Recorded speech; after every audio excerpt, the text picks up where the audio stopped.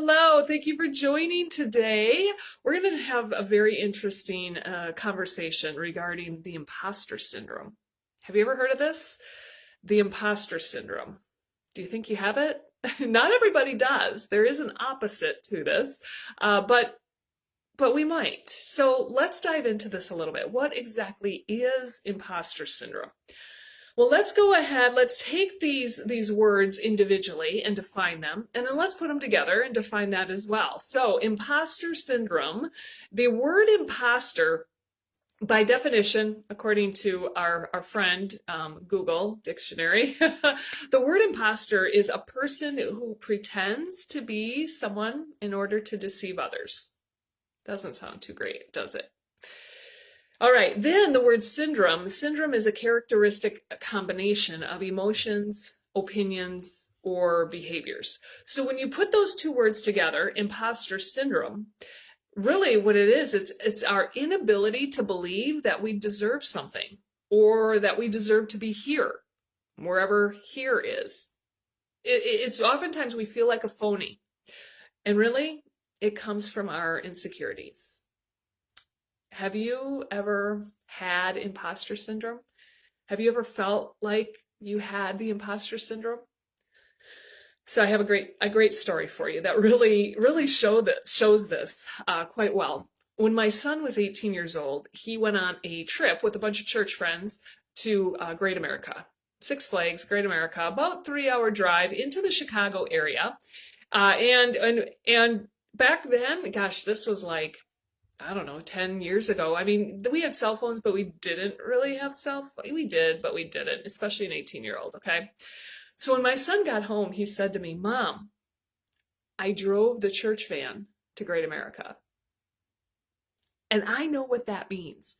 And I started cringing a little bit because I thought, you just got your license maybe 6 months ago? What do you mean you drove the church van? What do you mean? I mean, this is like a 15-passenger van.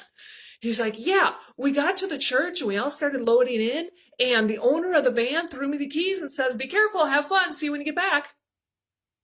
He's like, I don't know how to drive a van. I mean, at the time, I had a Sebring convertible, tiny little car, and my husband had a Taurus. Small cars, low to the ground. My son said, but I didn't say anything. I just took the keys and thought, okay, here we go. I mean, he totally had imposter syndrome. I mean, he was nervous. He was doubtful. He was kind of dreading it a little bit. You know, he's only 18. 18 should be old enough, right? But this is his first time entrusted in something that he didn't believe he deserved to be doing. Kind of an innocent example, right? I know we all have imposter stories, possibly, that are much different than that, but I think it's such a great example to share how easy it is to have this syndrome. I work with many different types of professionals, and I'm always really shocked.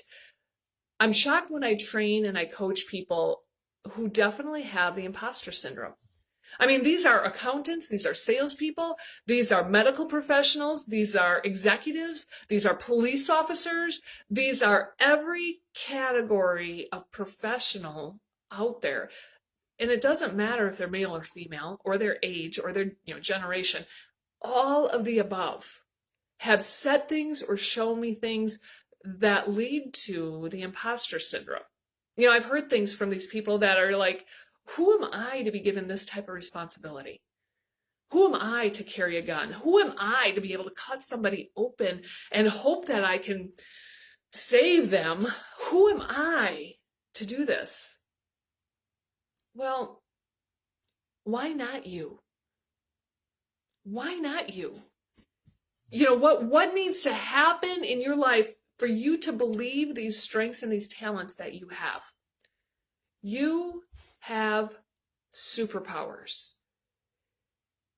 Other people don't have these superpowers. You have superpowers. There's a reason God has blessed you with the desire to learn, the passion, the talent to be able to do it. He hasn't given everybody that specific talent or that specific desire. There's always going to be people better than you, okay? There's always going to be people that maybe have a higher degree or a higher certification or more experience. That's always going to happen. But it doesn't negate your superpowers and how you can serve the people you're around and where you're at. So when you Google imposter syndrome, there's a lot of information out there. There's different types of imposter syndrome. You can get a deeper definition of it, the hows, the whys, the what to do if you have it, what to do to avoid it. There's so much out there that you can really dig into and research regarding this imposter syndrome. But really, the imposter syndrome is a belief issue. And I gotta say that I have seen the people who have a perfectionist type of behavior within them, they do struggle with the imposter syndrome more than others. And not everybody has the imposter syndrome, okay? But for those of you that do, it really is a belief issue. Now, years ago, when I was first introduced to the power of our mind and the power of the belief, I was introduced to the belief triangle. So if you're watching here on video, it's a triangle. And for those of you that may only be watching in audio, think of a triangle, obviously with 3 points, and each point is labeled. So at the top, you have your belief. And the belief is going to create your actions. The actions will create your results. Results will reiterate your belief. And the triangle just keeps going, right? But many times, I know for me, I don't have the belief. So then I was always taught to turn your triangle. Turn it sideways so actions is at the top. Sometimes we know what we should do, so do it. And the results are going to come. And that's going to create the strong belief or the positive belief that we want. Well, as time has gone and I've done more and more digging into this belief power, superpower that we have, that has turned into the thought cycle. And if you're watching on video, right behind me is the thought cycle. I have a wall hanging of it because it's so powerful, but it's also so easy to forget. Okay, so our thoughts create our emotions. By the way, this is proven by scientists. They've proven it in our brain structure. It's crazy. But our thoughts will create our emotions. Our emotions create our actions. Our actions will create our results. And the results will reiterate or recreate more thoughts. Now, what is a thought? Well, it's a belief. It's a story that we tell ourselves. Doesn't make it factual. It's a thought. So let's take a look at my son, the 18-year-old, who was given permission to drive the church van to Six Flags in the Chicago area. He's never really, left Iowa, much less going to Chicago. Let's talk about a possible negative example that could have happened during this imposter syndrome experience. When you think about the thoughts are insecure. I can't do this. Well, who am I? Who am I? I'm only 18 years old. Isn't there an adult coming? Well, I guess technically he is an adult, but isn't there somebody older coming? Somebody who knows how to drive the van? I just got my license a few months ago. If these are your thoughts when you're experiencing something, what are your emotions going to be? Well, it's going to be like a frumpy face, maybe tears, maybe kind of crunched shoulders, maybe, the fear is starting to show, the sick feeling that we're experiencing, that the scared, the nervous, those emotions are in you, and those emotions are creating a churning in your body that's biologically going to affect you. It could make you sick. Well, what actions are you going to do when you have this negative imposter syndrome happening? Well, heaven forbid you're in an accident while you're driving a big vehicle. But you could even say, no, I'm not doing it. We're not going. What's the result of that experience? Well, now everybody's upset with you, or everybody's hurt.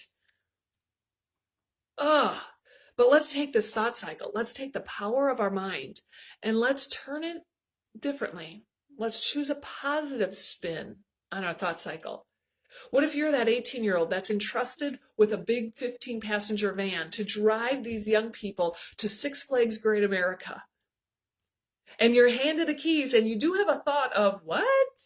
Why am I driving? What? But it happens so fast, like it did in my son's case, or you make the choice to say, there's no other option. The owner of the van's not going with. Okay, I can do this. You know what? Borrow their belief. If they trust me, why don't I trust me? Let's do this. I mean, think about now that thought and how it's going to move into your emotions. The emotions of empowerment, the emotions of being alert, being alert while you're driving, understanding the length of the vehicle and the blind spots and the width of it, and just that almost excitement a little bit, the excitement for the challenge, with the caution of nerves, with having a few nerves, but that confidence is going to totally change the structure within you. I mean, your shoulders go back. You might smile. You might grind your teeth a little bit while you're smiling, but you might be focused, right? But now, what are the actions? What are the actions you're going to do? You're paying attention to everything. You're not just driving anywhere. You're paying attention. There are going to be no accidents. We're going to get home safely. But you're going to be a defensive driver. You're going to be a cautious driver. You're not going to pull out in front of people. And what are the results? You have a great trip to Six Flags, Great America. You have an amazing time together. Everyone gets home safely. And you know what? Let's do it again. Let's do it again. So what this did for my son is about 6 years later, he had to rent a U-Haul and drive halfway across America to move himself home after he left the military. In a U-Haul is even taller and bigger than that van. But he's done it. So let's do it again. Do you see the power that we have in our head? Do you see the power, even if we have something like imposter syndrome, if it's even diagnosed by medical professionals? The power we have, the superpower that we have in our head, one little flip of a switch, and we gain experience that will eventually demolish any imposter syndrome that we ever had. Isn't that exciting? Isn't that truly a superpower? Okay, so I mentioned earlier, not everybody has the imposter syndrome. There is an opposite of the imposter syndrome, and it's called the Dunning-Kruger effect. Totally the opposite. Those are the people that they almost have no fear. They almost never doubt themselves. They're almost overconfident. The people will overestimate their abilities, and that's when the overconfidence comes in. I definitely have suffered from this. I think back to things that I've done, like flying airplanes at the age of 15, flying airplanes alone at the age of 16. There's certain things that I wasn't prepared. I didn't have the right credentials. I didn't have enough training. I had overconfidence. But look at the power of the overconfidence. I'm alive, thank God. I had a few incidents. I did crash an airplane into a runway marker. I did have bouncy ball landings. I did stall an airplane and put it into a spin. Thank you, Jesus, I'm alive. But there's good and bad in all syndromes that we have. There's good and bad. There's good and bad in the imposter syndrome. There's good and bad in that Dunning-Kruger effect that might be overly confident. We typically praise people for confidence and self-assurance. However, when it's inflated, it can really develop into ignorance and arrogance. And that's definitely a whole different thought cycle that can create success or failure. And that's for a different time together. But just understand at least what this is. What is imposter syndrome, and the power, the superpower that you have up here in your brain, all related to your thoughts, your beliefs, the stories that you tell yourself. The power of what I shared about the thought cycle, it's just touching the tip of this superpower. There's so much more to this superpower. There's so much more research that's been done. There's so much more that I love to share and I love to teach. Within these tools that we learn within the superpowers, so where can we find all of the resources? Well, I'm glad you asked. Because that is the new You Have Superpowers online learning program that's coming out in less than 10 days. June 1st, it's going to become available. So have you heard about it yet? I'm going to post a link after this video that just shares more information with you. In the course, we talk about 3 superpowers that we all have, but we don't necessarily realize that we have it. And we don't use them to our fullest. So the online learning program, I'll post the link in the comments later, but the program is going to allow you to learn more details about your superpowers on your schedule. You can learn on your schedule. You can rewatch videos while you're putting into practice what you're learning. So please be sure to check out the link that I'm going to post and join me on Thursday. We're going to dig into one of the other superpowers, and we're going to learn on Thursday, what is frozen growth? Have you ever had that? Have you ever had frozen growth? It's not like frozen yogurt or frozen ice cream or frozen popsicles. It's frozen growth. I'll see you Thursday at noon Central Time right here on this page. Thanks for joining me.